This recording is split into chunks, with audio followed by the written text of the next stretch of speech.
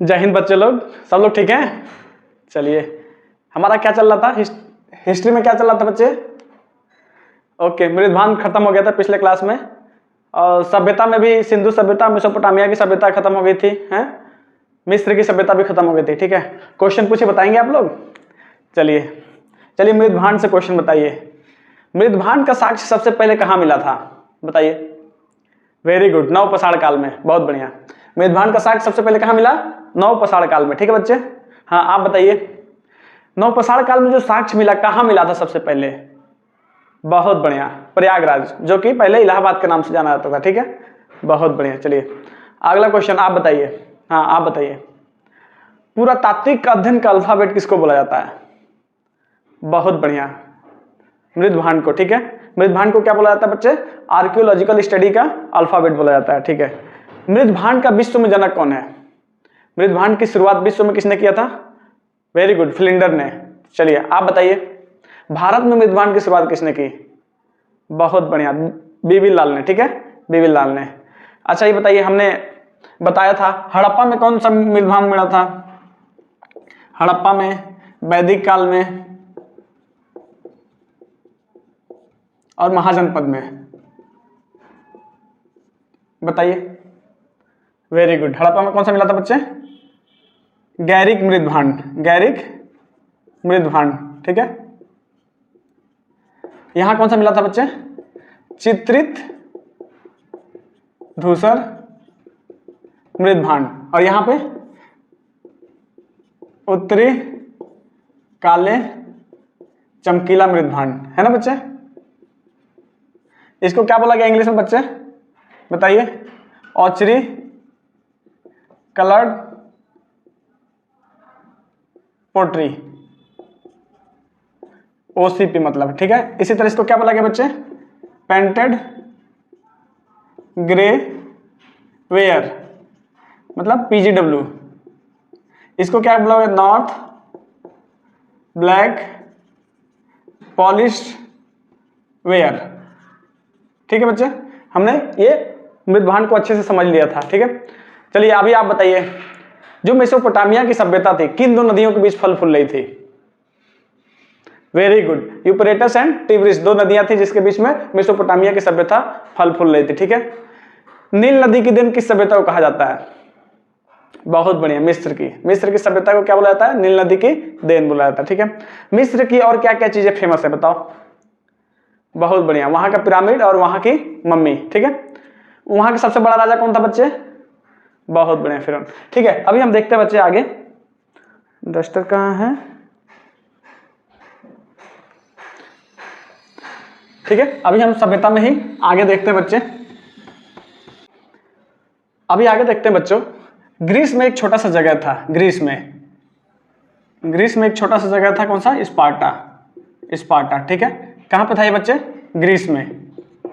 ठीक है, ग्रीस में एक बहुत ही छोटा जगह था, स्पार्टा। ठीक है, इसको लेसेडोमन नाम से भी जानते हैं, लेसेडोमन। स्पार्टा को लेसेडोमन नाम से भी जाना जाता है। ठीक है, ये दक्षिणी ग्रीस में है, एक बहुत ही छोटा सा जगह है स्पार्टा। ठीक है, इसे लेसेडोमन नाम से भी जानते हैं बच्चे। ये बहुत ही मतलब छोटा देश है। ठीक है, यहाँ के लोग बहुत ही स्वाभिमानी होते हैं, बहुत ही स्वाभिमानी थे। ठीक है, ये किसी के आगे झुकते नहीं थे। ठीक है, स्पार्टा की कुल फौजों की संख्या 300 थी बच्चे। ठीक है, और इनकी ट्रेनिंग जब ये 6 साल के होते थे ना, तभी से स्टार्ट हो जाती थी। ठीक है, इनका कुल ट्रेनिंग पीरियड बच्चे 5 से 10 सालों तक इनको ट्रेनिंग दी जाती थी। 5 से 10 साल तक इनका ट्रेनिंग दी जाता था। और हमारे यहाँ कितने दिन की ट्रेनिंग दी जाती है बच्चे? हमारे यहाँ मैक्सिमम, यदि आप अफसर नहीं है तो मैक्सिमम 1 साल आपको ट्रेनिंग दी जाएगी, और एनडीए से गए हैं तो 4.5 साल के आसपास ट्रेनिंग दी जाती है। ठीक है, लेकिन इनकी ट्रेनिंग की जो क्राइटेरिया होता था बच्चे, ये 5 से 10 साल तक। और ये जब 6 साल के होते थे, जब इनकी उम्र 6 साल की होती थी, तभी से स्पार्टा के लोगों को आर्मी की ट्रेनिंग दी जाने लगी थी। ठीक है, सोचिए आज के डेट में 6 साल के बच्चे को उसकी माँ स्पून से खाना खिलाती है, और स्पार्टा वाले 6 साल में फौज की ट्रेनिंग लेते थे। ठीक है, इनकी ट्रेनिंग की क्राइटेरिया इतनी कठिन थी बच्चे, इनको पास होने का क्राइटेरिया, ट्रेनिंग पास करने का क्राइटेरिया बहुत ही हार्ड था। इनको एक लाठी दे दी जाती थी और भेड़ियों के झुंड में छोड़ दी जाती थी। यदि वहां से जिंदा बच के आ गया तो फौज में शामिल होगा, और जिंदा बच के नहीं आएगा तो जब जिंदा ही नहीं बचेगा तो फिर शामिल होने का कोई सवाल ही नहीं पैदा होता। ठीक है, एक लाठी देके अंधेरे में भेड़ियों के बीच में छोड़ देते थे। सोचो, भेड़िया बहुत खतरनाक होता है। ठीक है, आदमी का सबसे बड़ा दुश्मन है भेड़िया, क्योंकि आप भागोगे तो पेड़ पे चढ़ोगे, पेड़ पे भेड़िया भी पेड़ पे चढ़ जाता है। समझ में आया?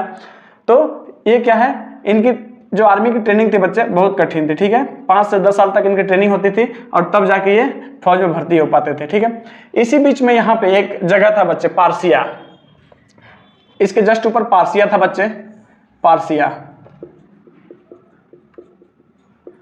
पार्सिया क्या है, स्पार्टा पे उसको ये चाहता था कि ये स्पार्टा जो है वो हमारे में मिल जाए। ठीक है, हमारे में मिल जाए। और स्पार्टा का जो राजा था बच्चे, ये लियोनाइडस, लियोनाइडस। ठीक है,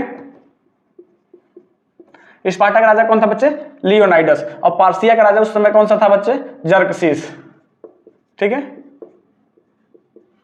जर्कसिस चाहता था कि स्पार्टा को अपने में मिला लिया जाए। ठीक है, तो इसी बीच उसने क्या किया, जर्कसिस ने लियोनाइडस के ऊपर, स्पार्टा के ऊपर हमला कर दिया। ठीक है बच्चे, लेकिन स्पार्टा की जो सेना थी, कितनी की सेना थी बच्चे? 300 की जो सेना थी, इसने बहुत ही बहादुरी से लड़े, बहुत ही बहादुरी से लड़े। और यहाँ पे क्या है, जर्कसिस की सेना को स्पार्टा वालों ने हरा दिया, इनको हरा दिया। लेकिन इसी बीच क्या हुआ बच्चे, लियोनाइडस की भी मृत्यु हो गई। लियोनाइडस को भी साजिश के तहत मार दिया गया। देखिए बच्चे, स्पार्टा का ही एक व्यक्ति था, स्पार्टा का एक व्यक्ति था बच्चे, उसका नाम था इफियाल्टस। इफियाल्टस, इसने क्या है, गद्दारी कर दी। इफियाल्टस जो था स्पार्टा का ही रहने वाला था, लेकिन उसने लियोनाइडस की सेना के साथ गद्दारी कर दिया। ये लियोनाइडस जो था ना, ये जर्कसिस से मिल गया धन की लालच में। जर्कसिस ने इसको धन की लालच दे दी और ये जर्कसिस से मिल दिया। और मिल के क्या है, इफियाल्टस ने लियोनाइडस के गुप्त रास्ते के बारे में जानकारी दे दी। ठीक है, अभी क्या है, जर्कसिस की सेना लियोनाइडस पे हमला करने के लिए गुप्त रास्तों से पीछे की तरफ आ गई। ठीक है, और जर्कसिस के जितने भी तीरंदाज वाले सेना थे वो बिल्कुल करीब आ गई और उनको तीरों से लियोनाइडस को मार दिया। ये इतना बहादुर था कि मरते मरते भी जर्कसिस को बोल दिया कि जर्कसिस, इतिहास हमेशा मुझे एक बलशाली योद्धा की तरह देखेगा और तुमको हमेशा कायर की तरह देखेगा। समझ में आया? इसकी इतनी अच्छी होती सोच देखिए आप। बोला इतिहास जब भी लिखा जाएगा, इतिहास जब भी याद किया जाए कि मुझे एक बलशाली योद्धा की तरह याद करेगा और तुमको एक कायर योद्धा की तरह याद करेगा। समझ में आया बच्चे? देखिए, विभीषण नहीं होते तो शायद रावण की भी मृत्यु नहीं होती। ठीक है, तो इस इफियाल्टस ने किस चीज का काम किया था? विभीषण का काम किया था बच्चे। ठीक है, तो एक छोटा सा देश जो है, पार्सिया के 20,000 सैनिक को, कितने सैनिक थे इनके पास? 20,000। एक छोटा सा देश स्पार्टा ने पार्सिया के 20,000 सैनिकों को हरा दिया था, लेकिन साजिश के तहत लियोनाइडस को मार दिया गया। लियोनाइडस कहाँ का राजा था बच्चे? स्पार्टा का। ठीक है, जर्कसिस कहाँ का राजा था बच्चे? पार्सिया का। समझ में आया? तक हमने क्या है, इतिहास को 3 कालखंडों में बांटा था। ठीक है, इतिहास को कितने भागों में बांटा था बच्चे? 3 कालखंडों में। कौन कौन सा? तो एक प्री हिस्ट्री जिसको प्राग ऐतिहासिक काल बोलते हैं, दूसरा प्रोटो हिस्ट्री जिसको आद्य ऐतिहासिक काल बोलते हैं। ठीक है बच्चे, और चौथा कौन था बच्चे? हिस्टोरिक, जिसको ऐतिहासिक काल बोलते हैं। ठीक है, पहला क्या था बच्चे? प्राग ऐतिहासिक, दूसरा आद्य ऐतिहासिक और तीसरा ऐतिहासिक। यही पढ़ा था बच्चे अभी तक। ये क्या था? जिसकी कोई लिखित जानकारी नहीं थी। ठीक है, जिसकी कोई लिखित जानकारी नहीं थी। यहाँ पे क्या था, लिखा हुआ था बट पढ़ा नहीं जा सका। और ऐतिहासिक काल को बहुत ही बेहतरीन तरीके से लिखा भी गया और पढ़ा भी गया। ठीक है, तो हमारा ये देखिए, इसमें क्या था बच्चे? पाषाण काल, नव पाषाण काल, पूरा पाषाण काल, हमने सब ये खत्म कर दिया, इस चीज को खत्म कर दिया। इसमें क्या था बच्चे? सिंधु सभ्यता वगैरह था। ठीक है, ये आधे ऐतिहासिक काल भी खत्म हो गया। ठीक है, अभी हमको क्या पढ़ना बच्चे? ऐतिहासिक काल। ठीक है, देखिए, ऐतिहासिक काल की जानकारी हमें 3 स्रोतों से मिलती है। ऐतिहासिक काल की जानकारी किन स्रोतों से? देखिए, पुरातात्विक स्रोत तो हर जगह मिला, पुरातात्विक स्रोत यहाँ भी मिला, पुरातात्विक स्रोत यहाँ भी मिला, पुरातात्विक स्रोत यहाँ भी मिला। ठीक है, तो ऐतिहासिक काल की जानकारी बच्चे हमें कितने स्रोतों से मिलती है? 3 स्रोतों से। कौन कौन सा? एक तो पुरातात्विक जो स्रोत मिले बच्चे, पुरातात्विक स्रोत जो मिले। ठीक है, और दूसरी जानकारी किससे मिलती है ऐतिहासिक काल की? जो भी विदेशी यात्री बच्चे आए थे भारत में, जो भी विदेशी यात्री यहाँ आए थे, उन्होंने कोई ना कोई किताब लिखी। ठीक है, तो विदेशी यात्री की जो पुस्तकें थी, विदेशी यात्रियों का के विवरण, मतलब जो इन्होंने पुस्तक लिखा था। ठीक है, और तीसरा कहाँ से मिलता बच्चे? देखिए, उस टाइम पे फिजिक्स, साइंस, केमिस्ट्री ये सब तो था नहीं, तो उस टाइम पे क्या है, साहित्य लिखे गए थे। ठीक है, तो तीसरी जानकारी कहाँ से? साहित्यिक स्रोत से, साहित्यिक स्रोत से। ठीक है, समझ में आया। ऐतिहासिक काल की जानकारी कितने स्रोतों से होगी बच्चे? एक तो पुरातात्विक स्रोत हालांकि तीनों जगह मिले हैं, ठीक है। दूसरा विदेशी यात्रियों का विवरण, जो भी विदेशी यात्री आए थे वो कुछ ना कुछ किताबें लिखे, उनके बुकों से भी कुछ इसकी जानकारी मिली। और तीसरा क्या है? साहित्यिक स्रोत से भी हमें ऐतिहासिक काल की जानकारी मिली बच्चे, ठीक है। पुरातात्विक में बच्चे क्या क्या मिला देखिए, एक बार ओवरऑल व्यू देखिए फिर धीरे धीरे समझेंगे। पुरातात्विक में उस टाइम पे क्या मिला था? सिक्का मिला था बच्चे। ऐतिहासिक काल में क्या क्या मिला था? सिक्का को क्या बोलते हैं? कॉइन। और क्या मिला बच्चे इसमें? अभिलेख मिले। अभिलेख समझते हैं बच्चे क्या होता है? अभिलेख पहले के राजा महाराजा क्या है, जो भी उनकी अचीवमेंट हुआ करते थे वो कहीं ना कहीं पत्थरों पे, कहीं ना कहीं गुफाओं पे, कहीं ना कहीं स्तंभ पे लिखवा के चले जाते थे, ठीक है। तो कुछ जानकारी अभिलेख से भी मिली, ठीक है। ये पुरातात्विक के अंदर आ गया, सिक्का मिला और अभिलेख। विदेशी यात्रियों में क्या है बच्चे? जो विदेशी यात्री भारत आए थे, ठीक है, फाहियान हो गया, हैंसांग हो गया, सब इनकी पुस्तकों से भी हमें जानकारी मिली। साहित्यिक स्रोत में क्या है बच्चे? क्या क्या हो सकता है? एक तो धार्मिक साहित्य हो गया, ठीक है, और दूसरा बच्चे क्या हो सकता है? गैर धार्मिक साहित्य, ठीक है। धार्मिक में भी क्या हो सकता है बताओ? देखिए उस टाइम पे बच्चे क्या क्या था? उस टाइम पे अपना हिंदू धर्म था, बौद्ध धर्म था, जैन धर्म था, ठीक है। हिंदू बौद्ध यही धर्म थे, उस टाइम पे इस्लाम का उदय नहीं हुआ था, ठीक है। तो यहाँ पे क्या है? धार्मिक ग्रंथ कौन कौन से हो सकते हैं? या तो ब्राह्मण ग्रंथ मतलब बच्चे हिंदू वाले ग्रंथ, ठीक है। और दूसरा क्या? गैर ब्राह्मण, ठीक है। धार्मिक में कौन सा हो सकता है? जैसे अपना महाभारत हो गया, गीता हो गया, ठीक है, रामायण हो गया, ये सब धार्मिक ग्रंथ हो गया। आज वही जो अपने चाणक्य ने अर्थशास्त्र जो लिखा वो क्या है? गैर धार्मिक में हो जाएगा। क्यों? क्योंकि उसमें राज्य के बारे में चर्चा हुआ करता था, ठीक है। समझ में आया? तो ऐतिहासिक काल की जानकारी बच्चे हमें 3 स्रोतों से मिली। कौन कौन से? एक तो जो पुरातात्विक स्रोत मिले, आर्कियोलॉजिकल मिले थे उनसे, दूसरा विदेशी यात्रियों के विवरण से, तीसरा साहित्यिक स्रोत से, ठीक है। तो अभी हम देखेंगे पुरातात्विक को समझेंगे एक करके, फिर विदेशी यात्री को समझेंगे, फिर साहित्यिक स्रोत से समझेंगे, ठीक है। तो एक एक करके देखते हैं बच्चे, ठीक है।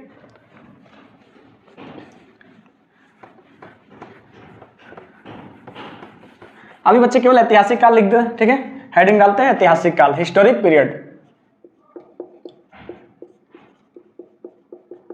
ऐतिहासिक काल, ठीक है, हिस्टोरिक पीरियड। इसमें क्या क्या था बच्चे?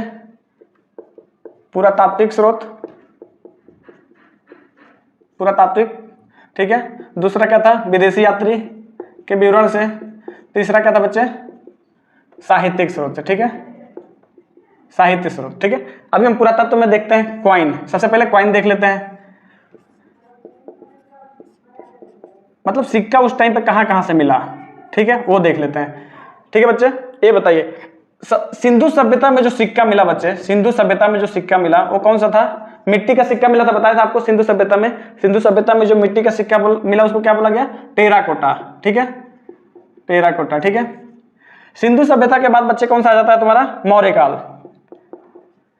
देखिए बच्चों, हम यहाँ पे काल नहीं पढ़ रहे हैं, नहीं कालों का क्रम पढ़ रहे हैं। हमको यहाँ पे बस ये जानना है कि पुरातात्विक स्रोत जो मिले थे वो कब कब कहाँ मिले। हम ये नहीं बोलना कि सिंधु के बाद मौर्य काल आ रहा है, हमें बस सिक्कों का क्रम देखना है कि कब क्या हुआ था, ठीक है बच्चे। काल तो फिर आगे डिटेल से पढ़ेंगे, समझ में आया। मौर्य काल में बच्चे क्या क्या मिला था? देखो मौर्य काल में बच्चे पंचमार्क का सिक्का बना था। मौर्य काल में पंचमार्क, ठीक है बच्चे, पंचमार्क। देखिए पंचमार्क में क्या होता था बच्चे? पंचमार्क 5 धातुओं का मिलकर बना होता था। पंचमार्क कितने धातुओं का? 5 धातुओं से मिलकर बना होता था, ठीक है। इस सिक्के को क्या है, एक स्वरूप देने के लिए ना इस पे आहत किया जाता था। आहत मतलब हथौड़ा मार दिया जाता था, ऐसे धड़ाम से हथौड़ा मारते थे ताकि उस पे एक मुहर छप जाए, ठीक है, आहत। और इसमें क्या है, इसको पर्ण सिक्का भी बोला जाता है बच्चे, पर्ण सिक्का, ठीक है, आहत सिक्का, पर्ण सिक्का। देखिए टोटली पंचमार्क जो है ना उसी को आहत भी बोलते हैं, उसी को पर्ण भी बोलते हैं, ठीक है बच्चे। आहत क्यों बोलते हैं? क्योंकि इस पे मुहर बनाने के लिए ना जोरदार हथौड़ा मारते थे और एक मुहर छप जाता था, ठीक है। तो पहला मुहर वाला सिक्का कौन सा था बच्चे? जिसमें कुछ ना कुछ मुहर हुआ करता था, मौर्य काल का पंचमार्क सिक्का, ठीक है। इसको आहत सिक्के के नाम से जानते हैं। पर्ण सिक्का इसलिए बोला जाता था बच्चे क्योंकि इसमें चांदी का कुछ अंश मिला होता था, चांदी का थोड़ा सा अंश मिला होता था, ठीक है, इसलिए इसको पर्ण सिक्के के नाम से भी जानते हैं, ठीक है। समझ में आया? सिंधु सभ्यता में जो सिक्का मिला उसको क्या बोला गया बच्चे? टेराकोटा। ठीक है, मिट्टी का बना हुआ था ये वाला। ठीक है, मौर्य काल में पंचमार्क सिक्का, पंचमार्क को ही आहत सिक्का के नाम से भी जानते हैं, पर्ण सिक्का के नाम से भी जानते हैं। क्वेश्चन पूछेगा बच्चे, पर्ण सिक्का किस काल में मिला? पर्ण सिक्का पूछ देगा या आहत सिक्का पूछ देगा या पंचमार्क, तो आंसर क्या होगा बच्चे? मौर्य काल। ठीक है, अगला देखते हैं बच्चे, यूनानियों के काल में। यूनानियों को और किस नाम से जानते हैं? Indo Greek. ठीक है, इंडो ग्रीक मतलब यूनानी क्या है? भारत को लूटने आए थे लेकिन यहीं पे बस गए। ठीक है, जैसे मोहम्मद गोरी आया था, वो क्या भारत को लूटने आया और लूट के चला गया, लेकिन ये क्या है? यूनानी जो आए थे ना बच्चे, ये यहीं पे बस गए, भारत में बस गए, तो इसको क्या है? इंडो ग्रीक भी बोला जाता है। हिंद यूनानी, इंडो ग्रीक या हिंद यूनानी। ठीक है, तो इन्होंने सबसे पहले सोने का सिक्का चलाया बच्चे। ठीक है, सबसे पहले सोने का सिक्का, सोने का सिक्का। ठीक है, क्वेश्चन पूछेगा बच्चे कि सबसे पहले सोने का सिक्का किसने चलाया था? तो हिंद यूनानियों ने, इंडो ग्रीक ने, यूनानियों ने सबसे पहले सोने का सिक्का जारी किया था। समझ आए बच्चे? उसके बाद से आए कुषाण वंश वाले। कुषाण वंश वाले, कुषाण वंश वालों ने क्या किया बच्चे? शुद्ध सोने का सिक्का चला दिया, शुद्ध सोने का सिक्का।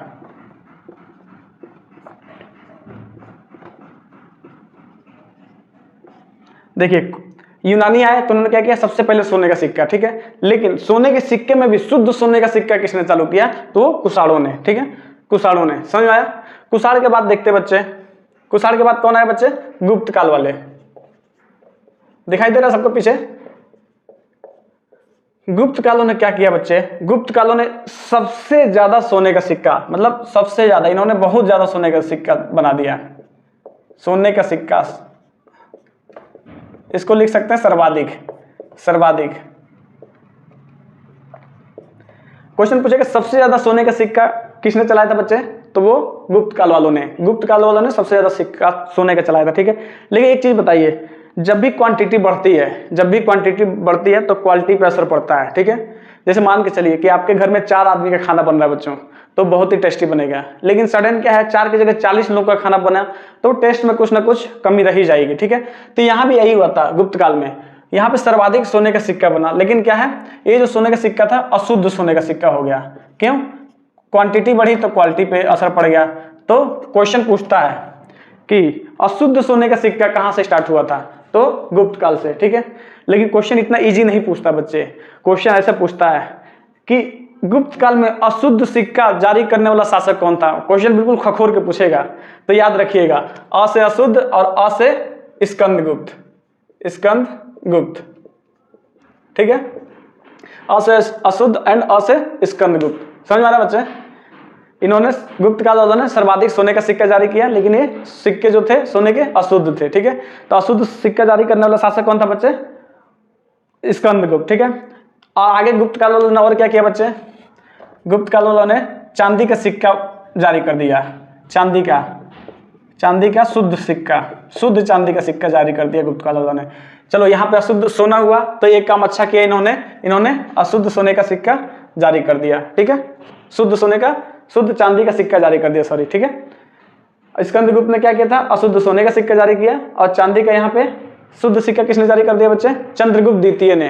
चंद्रगुप्त द्वितीय ने क्या कर दिया? शुद्ध चांदी का सिक्का जारी कर दिया। समझ में आया बच्चे? समझ में आया? और गुप्त काल में क्या है? और गुप्त काल में कौन सा सिक्का जारी हुआ था? मयूर शैली का सिक्का, मयूर शैली। इस सिक्के पे बच्चे क्या होता था? मोर का चित्र बना होता था। ठीक है, मोर का चित्र बना होता था, इसलिए इसको मयूर शैली का भी सिक्का बोला गया। ठीक है, और क्या था बच्चे इसमें? यहाँ पे कौड़ी का सिक्का भी बना था, कौड़ी का सिक्का। ठीक है, कौड़ी का सिक्का कहाँ से शुरू हुआ बच्चे? गुप्त काल से। समझ में आया बच्चे? फिर से देखिए, सिंधु सभ्यता में जो सिक्का जारी हुआ था उसको टेराकोटा बोला गया। मौर्य काल में पंचमार्क या आहत या पर्ण सिक्का जारी हुआ। ठीक है, पंचमार्क 5 धातुओं से बना हुआ था। यूनानी जो थे उन्होंने सबसे पहले सोने का सिक्का जारी किया बच्चे। ठीक है, कुषाण जो थे उन्होंने शुद्ध सोने का सिक्का जारी किया। ठीक है, और गुप्त काल में क्या हुआ? सर्वाधिक सोने का सिक्का, सर्वाधिक सोना मतलब वो अशुद्ध था। ठीक है, फिर चांदी का शुद्ध सिक्का किसने जारी किया बच्चे? चंद्रगुप्त द्वितीय ने। यहाँ पे मयूर शैली की भी सिक्का जारी हुई थी, एंड कौड़ी का भी स्टार्ट यहीं से हुआ था। समझ में आया बच्चे? ये बताइए सातवाहन काल में शीशे के सिक्के जारी किए गए, ठीक है। सातवाहन काल में कौन सा? सातवाहन काल में शीशे के सिक्के जारी हुए थे, ठीक है। सातवाहन सही लिखा है क्या? ना होगा, ठीक है। शीशे का सिक्का,